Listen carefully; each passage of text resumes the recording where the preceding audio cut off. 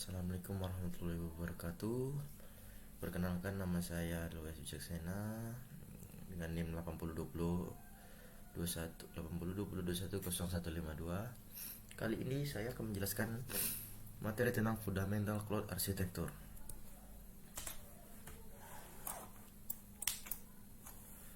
Pertama, workload distribution architecture. Model arsitektur ini membagi beban kerja secara merata di antara server virtual, penyimpanan cloud, dan layanan cloud untuk mengoptimalkan penggunaan sumber daya, menghindari overutilization dan underutilization, serta memastikan ketersediaan dan skalabilitas sistem melalui berdasarkan algoritma distribusi beban. Mekanisme terkait arsitektur load balancing. Pertama, ada audit monitor saat mendistribusikan beban kerja runtime, jenis dan lokasi geografis sumber daya TI yang proses data dapat menentukan apakah pemantauan diperlukan untuk memenuhi persyaratan hukum dan peraturan. Cloud usage monitor. Berbagai monitor dapat dilibatkan untuk melakukan pelacakan beban kerja runtime dan pemrosesan data. Hypervisor, beban kerja antara hypervisor dan server virtual yang dihostingnya mungkin memerlukan distribusi. Selanjutnya, logical network parameter.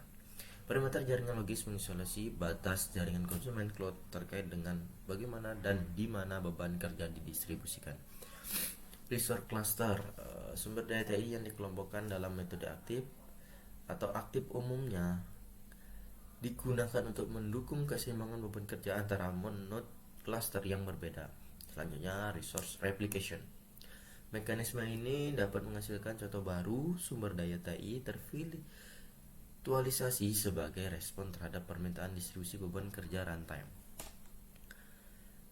Nomor 2, resource pooling arsitektur. Model arsitektur ini menggabungkan sumber daya seperti server, penyimpanan, dan jaringan dalam satu pool bersama.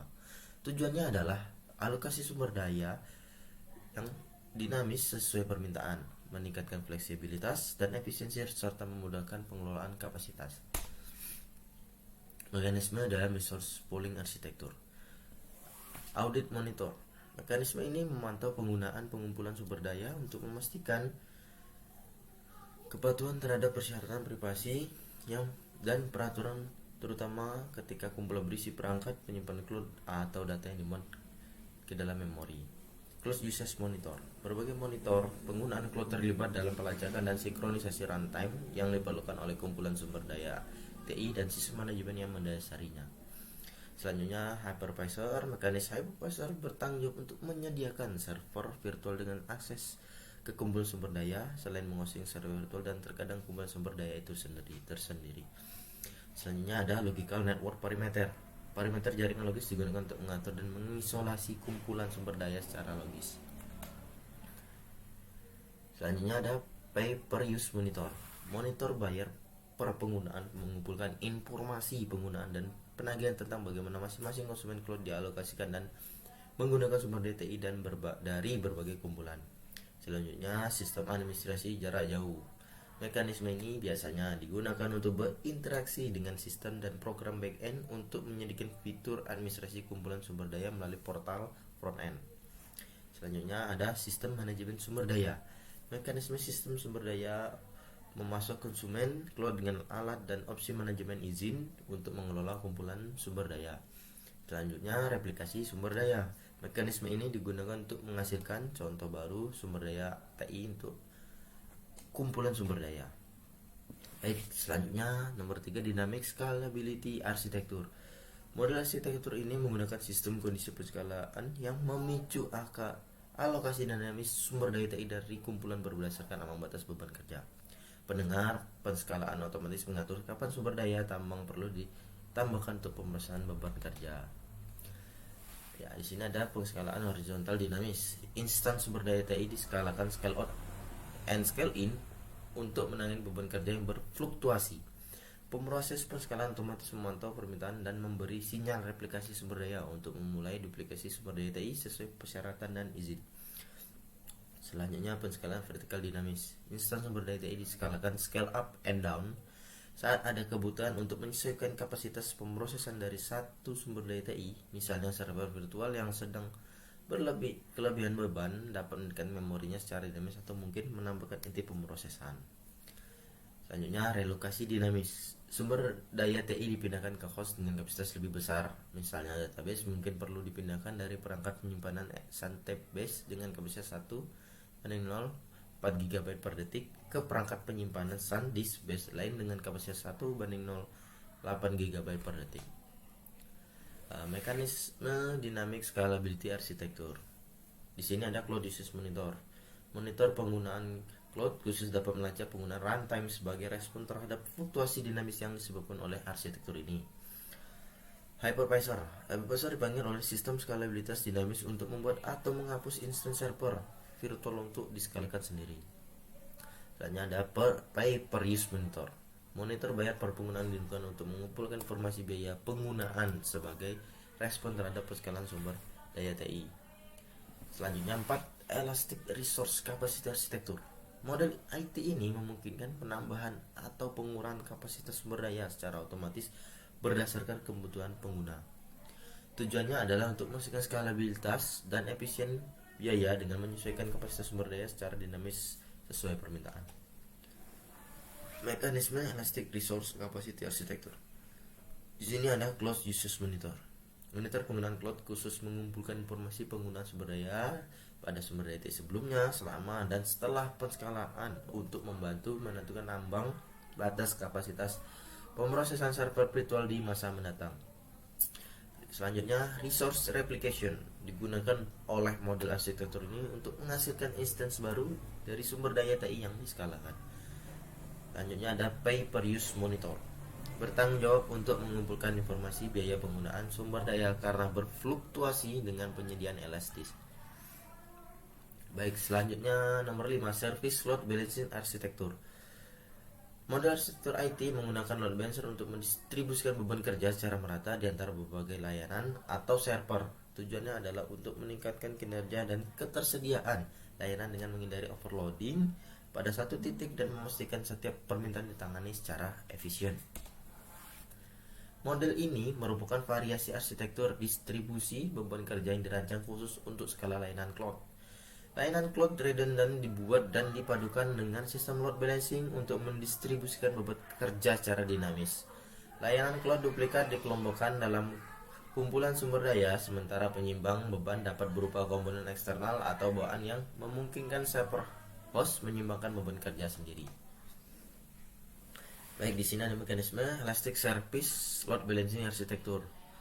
Pemantauan penggunaan cloud. Pemantau penggunaan cloud mungkin terlibat dengan pemantauan instan layanan cloud dan tingkat konsumsi sumber daya TI masing-masing, serta berbagai pemantau runtime dan tugas pengumpulan data penggunaan.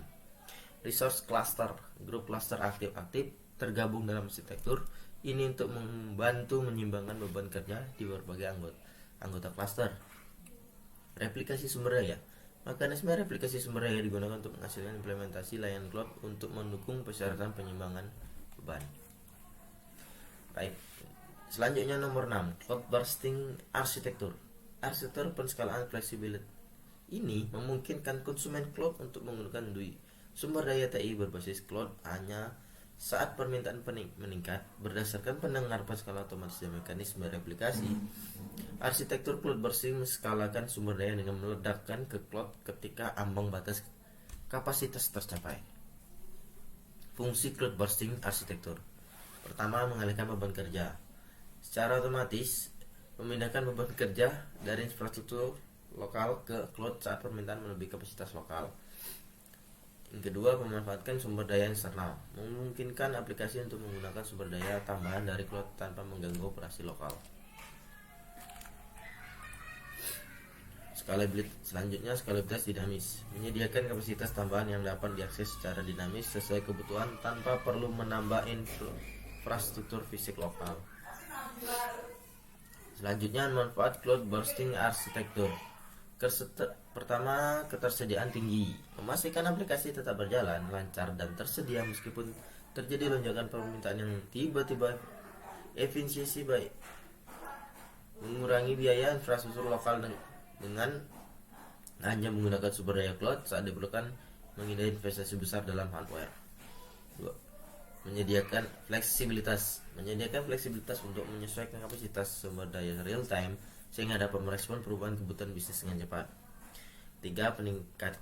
Peningkatan kinerja. Ini meningkatkan kinerja aplikasi dengan menyediakan kapasitas tambahan yang dibutuhkan untuk menangani beban kerja yang meningkat. Baik, selanjutnya nomor 7, Elastic Disk Provisioning Architecture.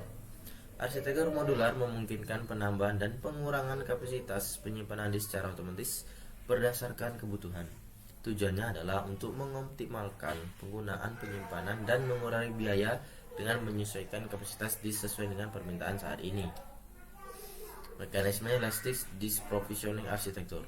Pertama adalah Cloud Usage Monitor. Monitor penggunaan cloud khusus dapat digunakan untuk melacak dan mencatat fluktuasi penggunaan penyimpanan. Selanjutnya, replikasi sumber daya. Replikasi sumber daya adalah bagian dari sistem penyediaan disk elastis ketika konversi penyimpanan disk tipis dinamis menjadi penyimpanan disk tebal statis diperlukan. Terakhir ada redundant storage architecture. Model arsitektur ini menggunakan redundansi seperti RAID atau replikasi data untuk menjaga tersediaan dan keamanan data meskipun terjadi kegagalan sistem. Perangkat penyimpanan cloud dapat mengalami kegagalan akibat masalah jaringan, kegagalan pengontrol atau perangkat keras, dan pelanggaran keamanan.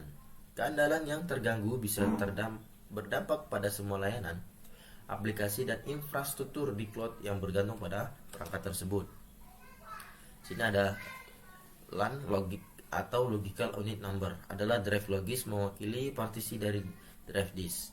Di sini ada gambar storage replication. Replikasi penyimpanan adalah variasi mekanisme replikasi sumber daya yang digunakan untuk mereplikasi data secara sinkron atau asinkron dari perangkat penyimpanan primer ke perangkat penyimpanan sekunder.